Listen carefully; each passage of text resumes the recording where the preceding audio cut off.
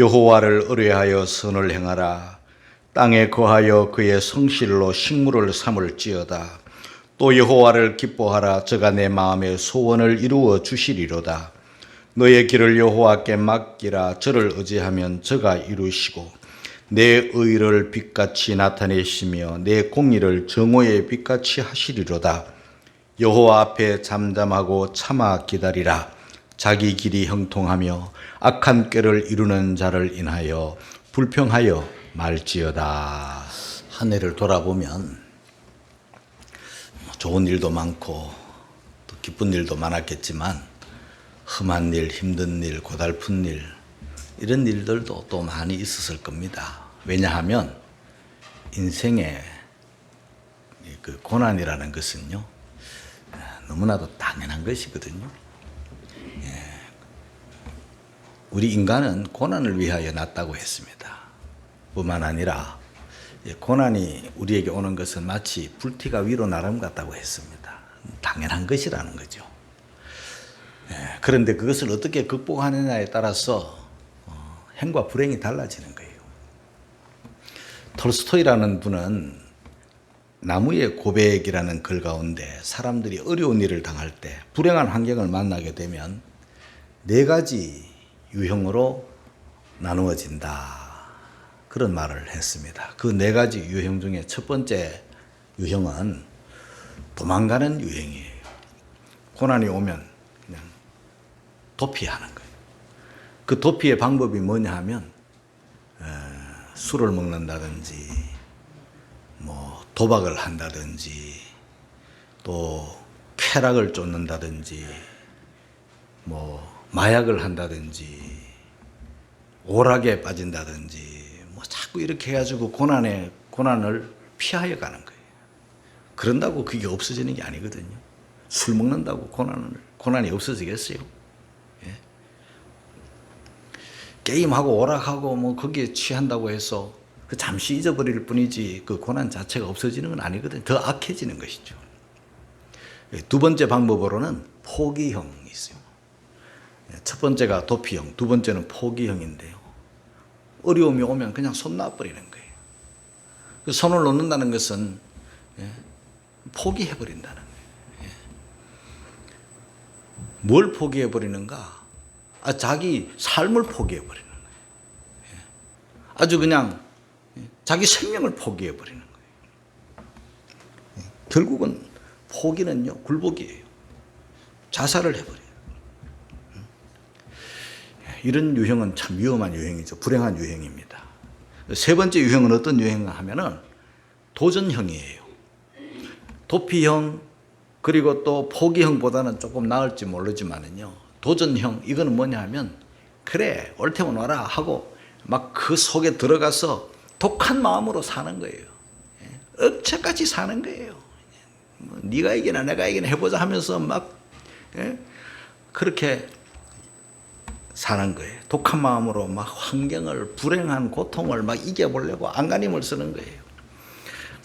그것도 이 톨스토이의 말에 의하면 그렇게 바람직한 유형은 아니라는 것이죠. 네 번째 유형은 어떤 유형인가 하면은 믿음으로 사는 유형이에요. 이 믿음으로 사는 유형, 이 톨스토이가 말하는 것은 하나님을 믿는 믿음을 가지고 하나님의 절대 주권을 믿게 되면 어떻게 되겠습니까?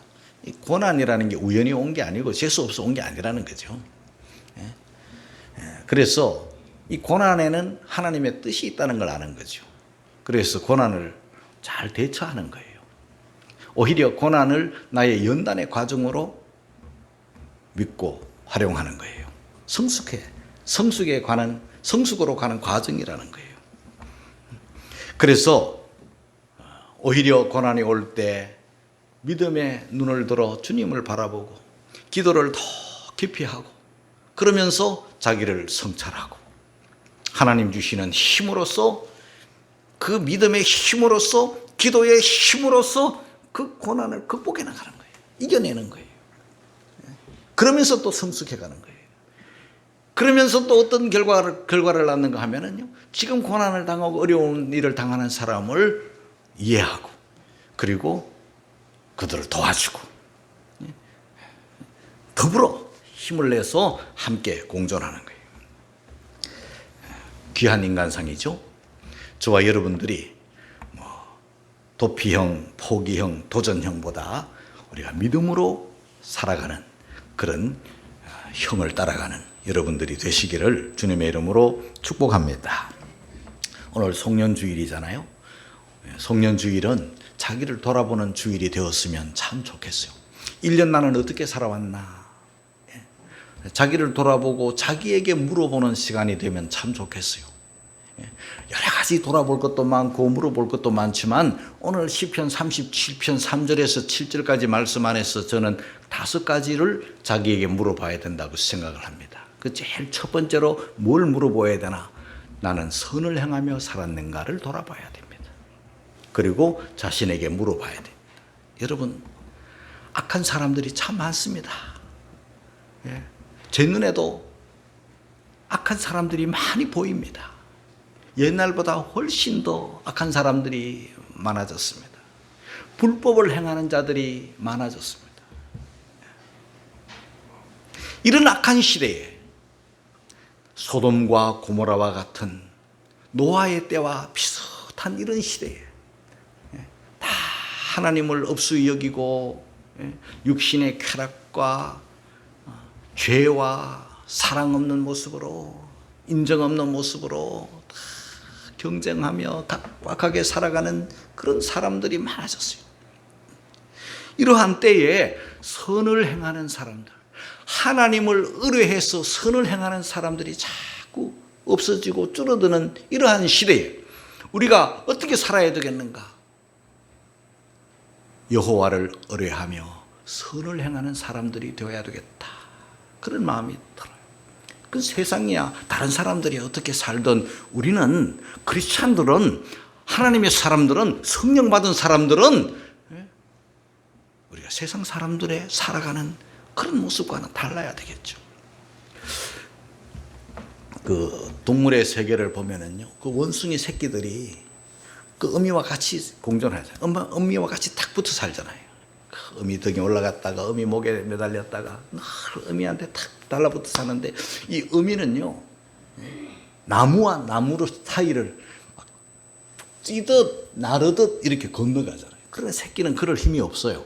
새끼는 그죠, 걷는 거, 뭐 나무에 올라갔다 내려갔다가는 할 수 있어도 나무와 나무 사이를 막 날아가거나 뛰어가거나 그건 못한다 이 말이에요.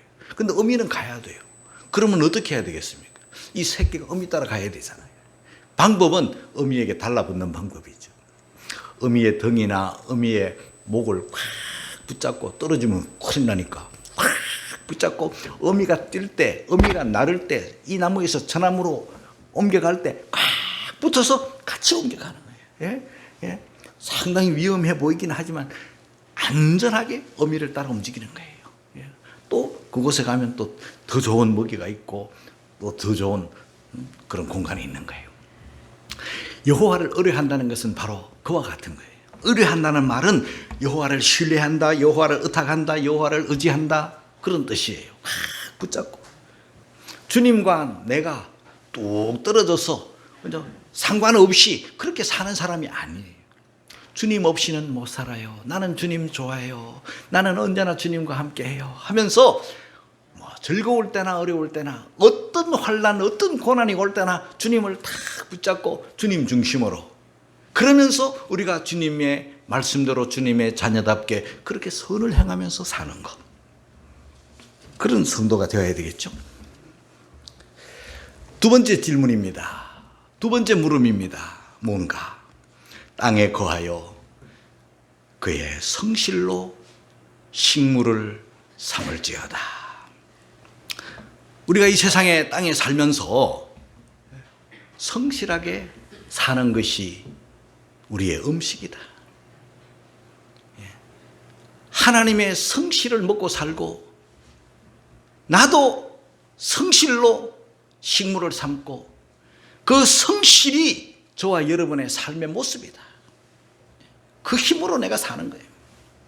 성실하게 산다. 이 성실이라는 말은 진실이라는 말과 같아요. 오늘 이 세상이 거짓에 물들어 있잖아요. 거짓말도 자꾸 하면 습관이 돼가지고 나중에는 자기가 거짓말 하는 줄조차도 몰라요. 당연한 줄 알아요. 예? 죄도 반복해서 지으면요, 이 죄를 죄로 인식하지 못해요. 뭐 다 그렇게 사는구나 이렇게 생각하고 죄를 막 지어요. 악한 일을 행하는 자는 더 악해지고 거짓을 행하는 사람은 더 거짓되게 살아가는 거예요. 이 진실, 성실과 제일 반대되는 말이 뭐냐 하면 위선이에요. 위선. 꾸미는 거예요. 위장하는 거예요. 여러분, 정말 위장하면 안 되는 거예요. 하나님이 제일 싫어하는 것이 바리새인들의 위선이잖아요. 사람들은 겉만 보기 때문에 겉이 멀쩡하고 뭐 공부 많이 하고 뭐 이렇게 한 사람이기 때문에 바리새인들을 굉장히 존경했죠. 기도 많이 하는 분, 11조 온전하게 하고 뭐 이러니까 다 그들을 좋아했어요. 그러나 우리 주님은요, 껍데기를 보시는 분이 아니라 우리의 중심을 보시고 우리의 마음을 보시고 우리의 속을 보시니까 주님 앞에는 그들이 다 노출되잖아요. 거짓은요, 위선은 언젠가는 나타나게 되고 주님 앞에서는 나타날 수밖에 없는 거예요. 위장을 잘 하는 그런 단체가 있는데 바로 북한이라는 단체예요. 북한은요, 위장이 아주 그냥 선수들이에요. 통일 전망대나 가서 이렇게 망원경으로 들여다보면은요, 아파트들이 막 있어요. 이야, 잘 사는구나. 아, 저기도 아파트들이 있네. 와, 저기도 막 건물들이 막 높이 우뚝우뚝 서 있네. 다 위장술로 해놓은 거예요. 위장한 것 중에 제일 못된 위장이 뭐냐면 신앙과 종교를 위장하는 거예요. 여러분, 봉수교회 지금 예배 안 드려요. 왜 안 드립니까? 추워서? 아니에요. 외국에서 손님들이 안 오기 때문에 예배 안 드려요. 그게 뭔 교회입니까, 여러분? 손님이 오면 모이는 교회는 교회가 아니죠. 손님 오셨다 모여라 하면 모이는 거예요. 그럼 모여가지고 뭐 합니까? 예배하는 거예요. 찬송도 하고 기도도 하고 할 건 다 해요. 설교도 해요. 사람들이 그걸 교회로 쏘으면 큰일 나는 거예요. 위장한 교회예요. 성령의 감동, 성령의 역사 없어요. 손님 오면 모여가지고 하는 그게 뭔 예배입니까? 교회 학교가 없어요, 여러분. 예배 시간 되면 다 차려입고 와가지고 겉으로는 하는 것 같지만 그 모양만 내고 흉내만 내는 거예요. 거기는 신학교가 없어요.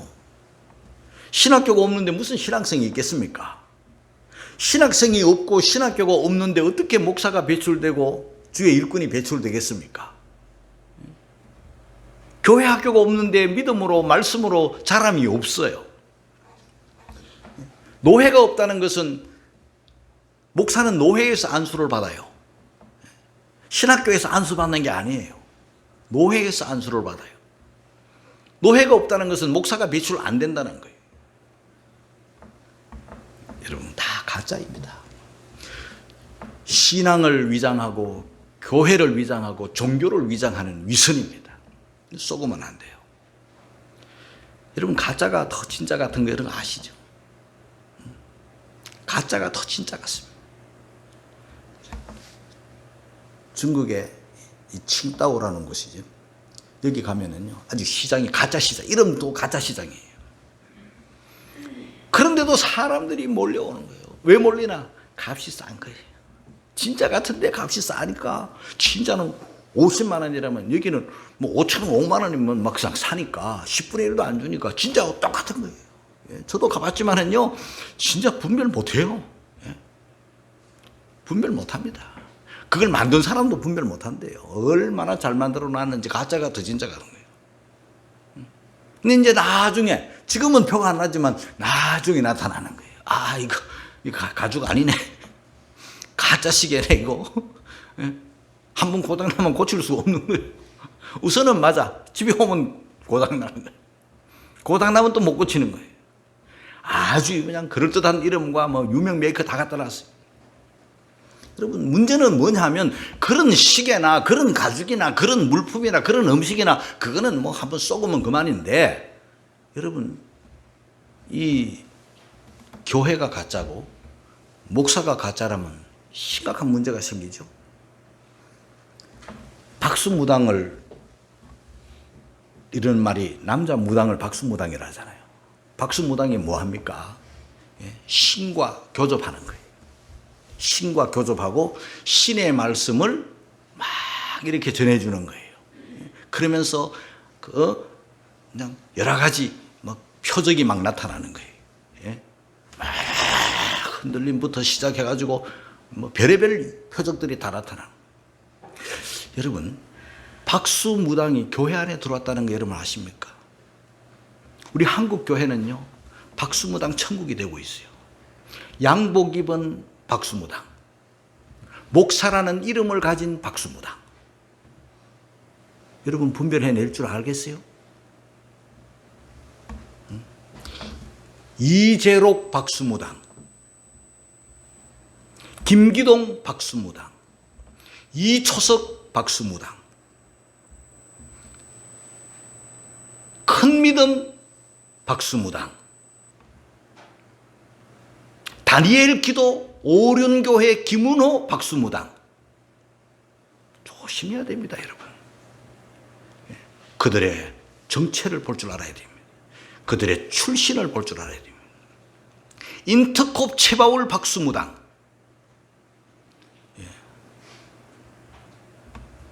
조심해야 됩니다. 그들이 하는 게 뭔가 직통계시입니다. 목사들은, 일반 목사들은 성경을 가지고 설교하는데 그거는 구시대라는 거예요. 신사도, 새로운 세계는 하나님이 성경에 있는 대로 사도들에게 직접 말씀하신 것과 같이 자기들과 직통한다는 거예요. 이게 직통계시입니다. 그러니까 사람들은 뻥 넘어가는 거예요. 너무 신기하고 좋은 거예요. 박수무당이 신과 교접하는 거나 똑같은 방법을 하는 거예요. 그리고 기륭을 점쳐주고 여러 가지 표적과 기사와 이적이 나타나는 거예요. 사람들이 막 흔들다가 뻥뻥 나가 떨어지는 거예요. 막 이빨이 막 금리빨이 됐다가 막 금이 막 쏟아지다가, 금리빨 되고 어떡하겠다는 겁니까? 금가루가 쏟아져가지고 어떡하겠다는 겁니까? 사람이 넘어지고 자빠지고 해가지고 뒹굴뒹굴 구불고 펄쩍펄쩍 뛰어가지고 어떻게 하겠다는 겁니까? 그것을 예수의 이름으로 행하고 성령의 능력이라고 속입니다. 조심해야 됩니다. 박수무당들이 한국교회에 판을 치고 있습니다. 정신 차리지 아니하면은요 다 속습니다. 성실로 식물을 삼아야 되고 진실로 살아야 돼요. 진실.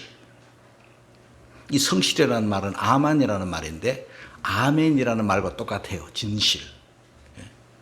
여러분, 우리 성도들은 여기 있으나 저기 있으나 마음과 행동, 말과 행동, 모든 삶에서 정직하고 성실하고 진실해야 되는 거죠. 그 다음에 여호와를 기뻐하였는가 돌아봐야 돼요. 4절 같이 한번 읽어볼까요? 다 같이 시작. 또 여호와를 기뻐하라. 저가 내 마음의 소원을 이루어 주시리로다. 여호와를 기뻐하라. 여호와 하나님을 좋아하라는 거예요. 하나님을 우리가 성도들이 좋아하지 않으면, 우리를 사랑해 주시는 하나님을 좋아하지 않으면, 하나님을 기뻐하지 않으면 누가 하나님을 기뻐하겠습니까? 여러분, 신앙생활 하는 사람은 하나님 자체를 좋아해요. 하나님의 모든 것을 기뻐하고 좋아하고 사랑해요. 그래서 예배도 좋고 말씀도 좋고 기도도 좋고 찬송도 좋고 성경 읽는 것도 좋고 성도들의 모임도 좋고 주님과 관련된 모든 것이 좋고 봉사도 좋고 좋아서 하는 거예요. 즐겁게 하는 거예요. 어떤 한 부잣집에 정원에 일꾼으로 한 소년이 들어왔어요. 월급을 받고 한 소년이 그 정원을 가꾸고 정원을 돌보는 사람으로 이제 들어왔는데요. 그 소년이 들어온 다음부터 정원이 막 너무 아름다워지는 거예요. 나무들이 막 꽃들이 만발하고 막 좋아지는 거예요. 그거 뭐 나무 꽃만 아니라 뭐 잔디 그리고 막 여기저기에 막 예쁜 조각품들이 막 들어와서 와 그 정원이 막 그냥 너무 아름다워지고 좋아지고 막 새들이 놀러 오고 막 천국이 되는 거예요. 그래서 주인이 그걸 보잖아요. 아니, 월급은 정해져 있고 월급은 똑같이 주는데 저렇게 좋아하는 거예요. 그래서 물어봤어요. 아니, 월급 더 주는 것도 아닌데 왜 그렇게 열심히 하냐. 그 소년이 대답하기를, 저는 주인님의 정원 가꾸는 게 너무 좋아요. 주인님이 나를 고용해서 이 정원 관리자로 맡겨주시면 너무 좋아요. 너무 재미나요. 즐거워요. 이러면서 막 그 소년이 미켈란젤로예요. 갑자기 미켈란젤로가 되는 게 아니에요. 자기 하는 일을 즐기는 거예요. 주인이 맡겨준 일을 즐겁게 하는 거예요. 여러분, 억지로 교회 오고 누구한테 끌려서 교회 오고 이렇게 하면 그게 되겠습니까? 즐겁게 신앙생활을 할 수 있기를 주님의 이름으로 축복합니다. 우리 사람의 제일 되는 목적이 뭐예요? 우리가 이 땅에 살아 존재하고 숨쉬고 심장 뛰는 이유가 뭡니까? 하나님께 영광 돌리는 게 저와 여러분들의 목적이에요. 그러면 우리 하나님도 우리의 즐거운 예배를 받으시고 즐거운 신앙생활을 기뻐하시고 즐거운 교회 생활을 하나님이 좋아하셔가지고 우리 마음의 소원을 이루어 주시는 거예요. 할렐루야. 억지로 예배하고 억지로 나오고 억지로 봉사하고 억지로 헌금하고 이런데 마음의 소원을 이루어 달라고 하는, 그렇게 기도하기는 어렵죠. 하나님의 만드신 모든 것을 좋아하고 사랑해야 돼요.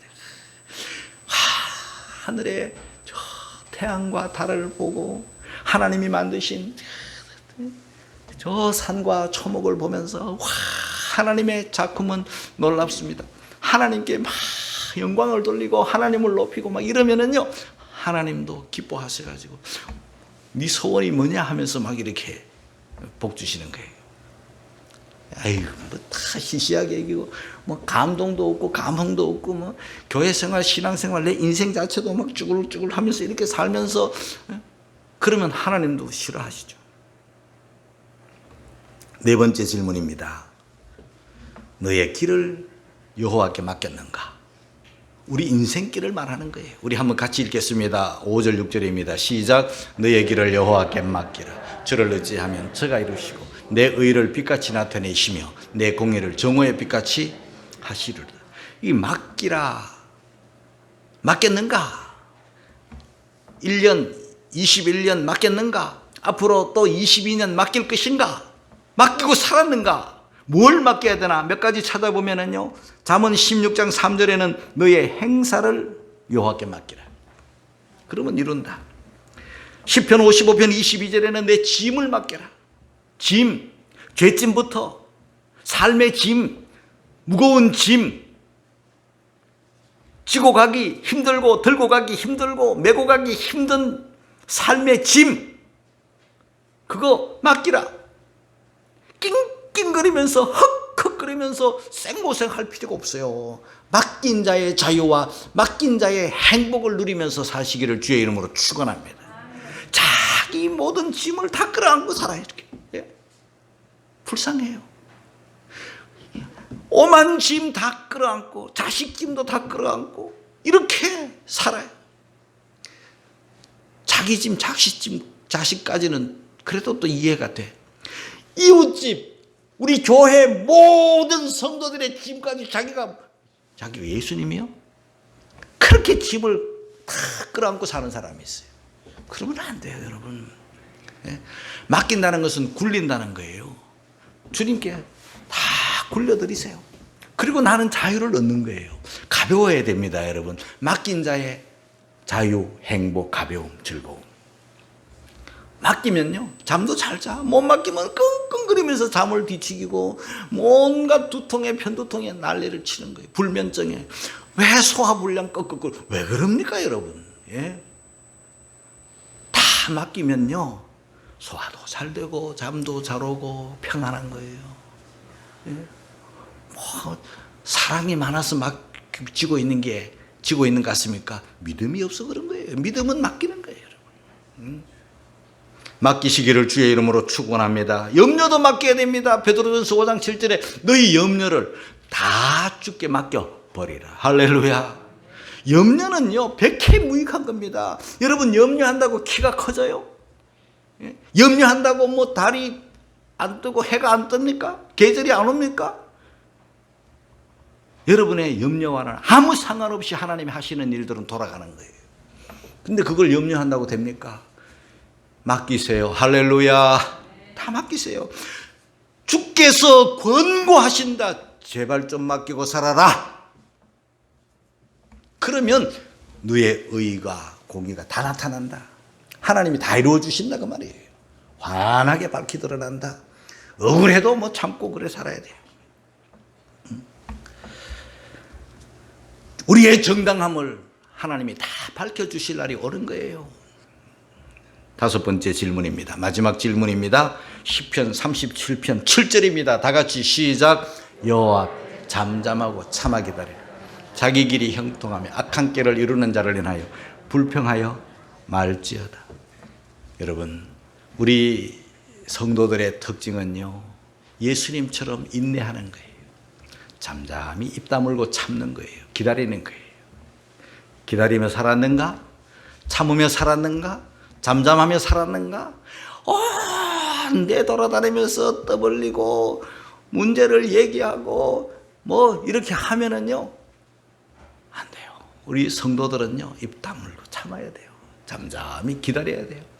옆에 있는 사람, 또 앞에 있는 사람, 뒤에 있는 사람이 나보다 더 잘 때네. 저 사람들은 뭐 돈 벌어가지고 뭐 집도 산다네, 뭐 아파트 산다네, 뭐 가구가 뭐가 어떻게 됐다네, 성공했다네, 합격했다네, 잘 된다네. 그러면 막 열이 나가지고 그걸 원망하고 그걸 불평하면은요 내 신앙생활에 싹 없어지는 게 뭐냐면 감사와 기쁨이 사라져버리는 거예요. 옆에 사람 쳐다보고 옆에 사람 잘 되는 거, 성공하는 거, 취직하는 거, 뭐 합격하는 거, 부자 되는 거, 집 사는 거, 아파트 되는 거, 뭐 이런 거 자꾸 평수 넓혀가는 거 이런 거 쳐다보면은요 나는 자꾸 쪼그라드는 것 같고 이건 뭐야 하다 보면 원망하고 불평하고 기쁨이 사라져. 살아가는 인생의 삶의 즐거움이 사라져버리면요 밥맛도 없어지고 왜 그렇게 사는 거예요? 그 사람은 그 사람이고 잠잠히 기다리면요 하나님께서 그들은요 풀과 같이 언젠가는 다 쇠잔해질 날이 오는 거예요. 우리가 참지 못하고 기다리지 못하고 잠잠히 입 다물지 못해서 얼마나 많은 일들이 벌어지고 여러 사람들을 아프게 하고 어려워집니까? 사랑하는 성도 여러분, 살다 보면요 억울한 일도 많고요, 살다 보면요 속상한 일도 많고요, 살다 보면은요 참 아픈 일들이 많이 있어요. 이럴 때 막 떠벌리고 막 문제를 키우고 이러지 마시고 입을 다물어야 돼요. 잠잠. 그리고 참고 주님이 십자가 참듯이 참고 기다릴 줄 알아야 돼요. 템플 대학에 이 코넬 박사가 연구를 했는데요. 그래서 백만장자들 이런 사람들 연구를 해봤는데 다 그 사람들이 공부도 많이 못했고 그 부모로부터 물려받은 재산도 없는데 왜 이렇게 성공을 했나 둘러보았더니 여러 가지가 있지만은 제일 중요한 게 뭐냐면 인내하였더라. 하다가 어려움이 왔다고 포기하지 않고 끝까지 인내, 불태진의 인내. 조금씩 작은 것이라도 끝까지 모으면은요, 그게 큰 덩어리가 되잖아요. 벌이 한 움큼의 꿀을 모으기 위해서 56,000송이 꽃을 넘나들어요. 부지런하면서 이 꽃 같다, 저 꽃 같다 하면서 꿀을 빨아가지고요. 한 요만큼의 꿀을 모으기 위해서 56,000송이 그렇게 부지런하게 성실하게 살잖아요. 맡겼다, 염려하지 않는다, 뭐 이 게으르다, 이거하고는 또 다른 문제예요. 우리는 하나님이 나에게 맡기신 일을 열심히 또 성실하게 그걸 감당을 하는데 인내해야 돼요. 사랑하는 성도 여러분, 속이 상하고 분노가 일어나고 억울한 일을 당해도 참 기다리고 주님을 바라보고 십자가를 바라보면 주님이 위로해 주시고, 언젠가는 하나님이 정오의 빛같이 나를 이렇게 드러내실 날이 오는 거예요. 알아줄 날이 오는 거예요. 주님이 상 주실 날이 오는 거예요. 그 영광을 보는 날이 오는 거예요. 내가 다 떠벌리고 막 이러면은요, 불평하고 이러면 그거 오다가도 가버려요. 왜 이렇게 험악한 인생을 사시렵니까, 여러분? 이제 오늘 송년주일에 사랑하는 성도 여러분, 이제 자기를 돌아봐야 돼요. 말씀의 거울로 자기를 봐야 돼요. 뭘 돌아봐야 하는가? 여호와를 의뢰하며 선을 행하며 살았는가? 그리고 하나님이 나에게 맡기신 일에 성실하였는가? 하나님을 기뻐하였는가? 맡겼는가? 참고 기다렸는가? 잘 돌아보아서 내년 새해에는 그야말로 부끄럽지 않는 그런 복된 새해를 맞이할 수 있기를 주님의 이름으로 축원합니다.